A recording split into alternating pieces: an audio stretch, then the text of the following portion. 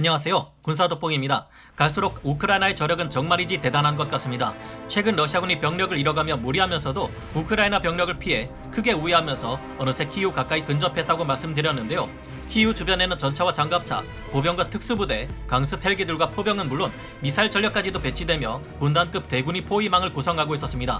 그런데 현지 시각으로 3월 11일 우크라이나 측에서도 러시아군이 전혀 두렵지 않다는 듯 마찬가지로 군단급 병력을 동원해 치열한 방어전을 치렀고 그 결과 우크라이나 수도 키이우 방어에 성공한 것으로 보입니다. 곳곳에서 속속 공개되고 있는 여러 정황들이 이를 증명하고 있는데요. 이전 영상에서 보여드린 브로바리 지역에서의 전투에서 기습작전으로 우크라이나군이 드론 공습과 포병 사격으로 러시아군을 격파한 것은 물론 수많은 예비부대와 서방 동맹국들에서 지원된 엄청난 양의 보병 휴대용 대전차 미사일이 불을 뿜었다고 합니다. 키이우를 둘러싼 러시아 병력들은 북쪽과 동쪽, 서쪽에서 오히려 러시아군을 압도한 것은 물론 이제는 특수부대들의 활약으로 러시아 포병부대를 박살내고 있다고 합니다. 이로써 우크라이나는 1차 수도 방어전을 승리로 이끌었으며 2차 공세가 시작되기 전까지 시간을 벌었는데요. 그런데 현재 지나치게 무리하고 있는 러시아 측에 더 이상 감당하기 힘든 초강력 제재가 가해지고 있으며 이러다가는 러시아가 부도날 지경에 이르고 있습니다. 우크라이나는 그토록 불리한 상황에서 어떻게 러시아군을 상대로 이 같은 대승을 거둘 수 있었을까요? 지금부터 알아보겠습니다. 전문가는 아니지만 해당 분야의 정보를 조사 정리했습니다. 본의 아니게 틀린 부분이 있을 수 있다는 점 양해해 주시면 감사하겠습니다. 키이우를 향한 러시아 최후의 군단급 1차 총공세를 막아낸 우크라이나군. 우크라이나 현지의 전황을 보고하는 각종 언론 보도에 따르면 3월 11일 우크라이나와 러시아 양측의 군단급 병력이 키이우 주변에서 크게 격돌했고 그 승자는 우크라이나인 것으로 보입니다. 러시아가 3월 7일부터 현재 3월 11일까지 러시아의 세계 군단급 대병력이 키이우로 향하는 축선을 통해 맹렬한 공세를 퍼붓기에 나섰지만 그들은 패배했고 후퇴할 수밖에 없었다고 하는데요. 동북부 지역에서 러시아군의 제90 전차사단이 진격해왔지만 우크라이나군에서도 전력을 재정비한 제72 기계화 여단을 투입해 이를 상대했습니다. 우크라이나의 제72 기계화 여단은 원래 보유하고 있었던 T-64BV 전차를 비롯해 러시아군으로부터 노획한 T-80BVM 전차, T-72B3 전차까지 동원해 유리한 지형에서 매복하고 있었다고 합니다. 그리고 러시아군의 제90 전차 사단이 의도한 대로 들어오자 우크라이나군은 포병의 지원을 받아 막강한 러시아의 전력을 한순간에 격퇴해버렸다고 하는데요. 우크라이나군의 승리는 서쪽에서도 이어졌습니다. 수도 키이우의 서부 지역과 서남부 지역에서도 러시아의 장갑차와 전차 전력이 큰 피해를 입었다고 하는데요. 우크라이나로 긴급 지원된 예비 부대들과 서방에서 지원된 엄청난 양의 보병 휴대용 대전차 무기들이 이번 전투에서 크게 빛을 발했다고 합니다. 현재 우크라이나 보병들은 온갖 종류의 대전차 무기들로 중무장하고 있음을 알 수 있는데요. 긴급하게 서방에서 각종 대전차 무기들이 이들에게 주어졌는데 공개되고 있는 사진들을 보면 기존의 미국제 제블린 대전차 미사일뿐만 아니라 독일제 펜저 파우스트 3, AT4, C-90에 M72, 알라이 요술봉 RPG-7까지 그야말로 다양한 대전차 무기들이 총망라되어 우크라이나군을 중무장시키고 있습니다. 우크라이나군의 승리는 북쪽에서도 이어졌습니다. 북부 지역에서는 러시아군 병력들이 드니프르 강에서 도하 작전을 통해 키이우의 시가지로 진입하기 위해 진격해왔는데요. 그러나 이들 역시 엄청난 수준의 포격 지원을 받는 우크라이나 보병들에 의해 대패하고 말았다고 합니다. 러시아군은 강 건너편에서 가교 차량들로 다리를 놓고 도하를 준비하고 있었는데 그 와중에 우크라이나군의 기습적인 공격을 받고 그만 가교 차량이고 장갑차고 할 것 없이 여러 장비들을 버려둔 채 도망갔다고 합니다. 이처럼 동쪽과 서쪽, 북쪽 모두에서 기겁하고 후퇴한 러시아군은 키이우 외곽으로 물러나 일단 전열을 재정비한 후 다시 2차 공세를 준비하고 있다는데요. 오늘 내일이라도 당장 키이우가 러시아군에 의해 점령되고 이 전쟁이 러시아군의 승리로 끝날지도 모른다는 불안감이 드는 상황이었습니다. 그런데도 오히려 이런 우려를 불식시키고 대승을 거둔 우크라이나의 투지와 전투력이 정말 대단한데요. 현재 우크라이나군은 가장 시급한 위기를 넘겼고 이제 서쪽에서 예비대가 올라올 때까지 잘 버텨내기만 하면 키이우로 충분히 지켜낼 승산이 있을 것으로 전문가들은 분석하고 있습니다. 현재 지형 지물을 잘 파악하고 있는 우크라이나군은 이런 이점을 적극적으로 활용해 곳곳에 전차들을 매복해 놓았다가 러시아군을 격퇴했는데요. 지난번에 말씀드린 것처럼 역시 이 같은 우크라이나의 선전에는 러시아군의 통신 장비를 통해 그들의 일거수일투족을 빠르게 파악하는 뛰어난 정보력이 뒷받침되고 있는 듯합니다. 우크라이나는 러시아군의 통신을 전부 감청하며 손바닥 보듯 대응하고 있기에 기습으로 러시아군의 포위 전력을 각계격파하고 있습니다. 아마도 이 전쟁 이후 기상전의 양상이 크게 바뀜과 동시에 대전차 무기를 많이 갖추려 하는 유럽 국가가 정말 많아질 듯한데요. 여담이지만 이를 기회로 보고 우리도 제블린을 능가하는 국산 대전차 미사일인 현궁과 스팅어를 능가하는 신궁의 수출 준비를 서둘러야 하지 않을까 생각해봅니다. 키이우 공세 작전이 실패로 돌아가자 러시아는 다급해졌습니다. 앞으로 키이우 쪽에 다른 우크라이나군 전력이 지원된다면 지금보다 더욱 그들을 상대하기 어려워지기 때문인데요.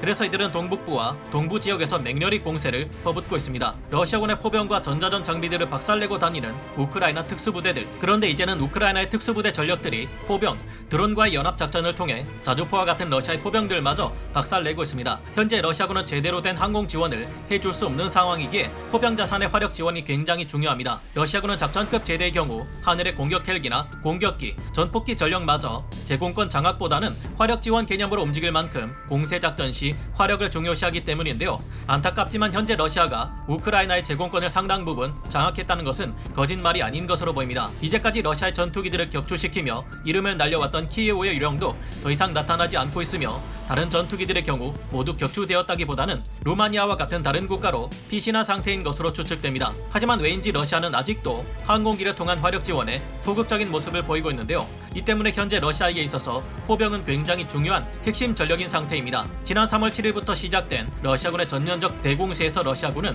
우크라이나의 북동부 체르니히우, 수미, 하르키우 남동부의 마리우폴 등에서 대대적인 화력전을 벌이고 있는데요. 바로 우크라이나군의 특수부대 전력들이 치고 빠지며 합동 게릴라 작전을 수행하고 있기 때문이었습니다. 어디선가 갑자기 나타나 정확하게 러시아군의 포병 전력을 파괴하는 이들 때문에 러시아군의 포병 전력은 현재 큰 피해를 입고 있다는데요. 러시아군은 마치 공성전을 벌이듯 키이우 공방전에 BM-21 다연장 로켓, T-30 견인포, 투S-19 자주포와 같은 다양한 포병 전력을 동원했습니다. 우크라이나군의 격렬한 저항이 계속되고 있는 체르니히우 그리고 하르키우에는 BM-30 스메르치 다연장 로켓까지 동원했습니다.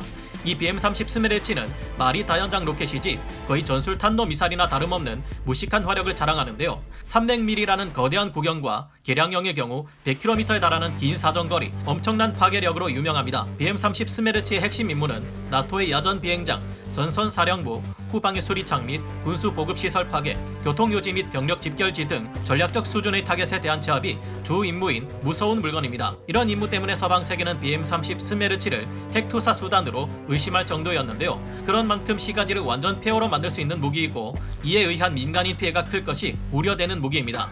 그런데 이 같은 화력전에 투입된 러시아군의 주요 포병 자산들이 최근 여기저기서 공격을 받고 파괴되기 시작했습니다. 전선의 가장 뒤쪽에 포진해 있는 포병 전력에게 왜 이 같은 일이 벌어지는 걸까요? 우크라이나군이 특수부대와 민병대, 무인기 등을 동원한 합동 대포병 작전으로 러시아군에게 피해를 누적시키고 있기 때문입니다. 이제 우크라이나 특수부대들이 곳곳을 다니면서 러시아 포병 진지를 치고 빠지며 러시아군의 자주포나 다연장 로켓 등을 파괴하고 있다는데요. 우리나라의 이근 전대위도 특수전 부대 쪽으로 배치되었다고 하는데 지금쯤 러시아 포병 장비를 신나게 파괴하고 다니는지 모르겠습니다. 3월 11일에는 우크라이나 북부 드네프르 강의 물길이 좁아지는 비시 호로드 일대에서 도하작전 지원을 위해 전개된 러시아군 포병대가 박살났다고 하는데요. 강을 건너려던 이들은 키우를 방어하는 우크라이나군의 대포병 사격에 맞아 초토화되었다고 합니다. 만약 강을 건너는 데 성공했다고 해도 반대편에는 우크라이나군의 전차들이 기다리고 있었기에 러시아군의 도하 병력은 큰 피해를 입었을 것 같은데요. 우크라이나군은 현재 특수부대를 침투시켜 러시아군의 전자전 장비와 대포병 레이더, 무인기 통제소 등을 가장 우선해서 타격하고 있다고 합니다. 우크라이나 쪽에서 포병이 포를 발사하면 러시아 대포병 레이더가 이를 바로 알아채고 역추적해서 자신들의 포병으로 반격을 가하게 되기 때문입니다.